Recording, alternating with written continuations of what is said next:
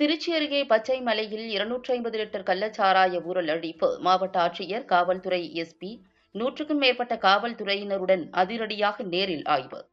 கள்ளக்குறிச்சியில் விஷ சாராயம் அருந்தி 50க்கும் மேற்பட்டோர் மரணமடைந்ததையொட்டி தமிழகம் முழுவதும் மாவட்ட ஆட்சியர் மற்றும் காவல்துறையினர் அதிரடி நடவடிக்கையில் ஈடுபட்டு வருகின்றனர். இதன் ஒரு பகுதியாக நேற்று இரவு திருச்சி மாவட்டம் துறையூர் அடுத்த பச்சமலை வண்ணாடு ஊராட்சியில் உள்ள நெசக்குளம் பகுதியில் கள்ளச்சாராயம் காய்ச்சுவதற்காக ஊழல் போட்டிருப்பதாக மாவட்ட ஆட்சியருக்கு கிடைத்த ரகசிய தகவலின்படி மாவட்ட ஆட்சியர் பிரதீப் குமார், மாவட்ட காவல் கண்காணிப்பாளர் வருண்குமார் ஆகியோர் தலைமையிலான 100க்கும் மேற்பட்ட காவல்துறையினர் திடீரென அதிரடி ஆய்வு மேற்கொண்டனர். அப்பொழுது நெசக்குளம் கிராம ஓடை பகுதியில் கள்ளச்சாராயம் காய்ச்சுவதற்காக போடப்பட்டிருந்த 250 லிட்டர் சாராய ஊறல் மற்றும் கள்ளச்சாராயத்தை கண்டுபிடித்து அழித்தனர்.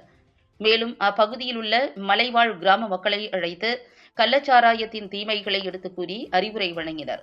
தொடர்ந்து மலைவாழ் மக்கள் அனைவரும் மாவட்ட ஆட்சியர் முன்பு எங்கள் பகுதிகளில் இனி கள்ளச்சாராயம் காய்ச்ச மாட்டோம் எனவும், கள்ளச்சாராயம் காய்ச்சுபவர்களுக்கு துணை செல்ல மாட்டோம் எனவும், தவறு செய்பவர்கள் மீது நடவடிக்கை எடுக்க அறிவுறுத்துவோம் எனவும் உறுதிமொழி எடுத்துக் கொண்டனர்.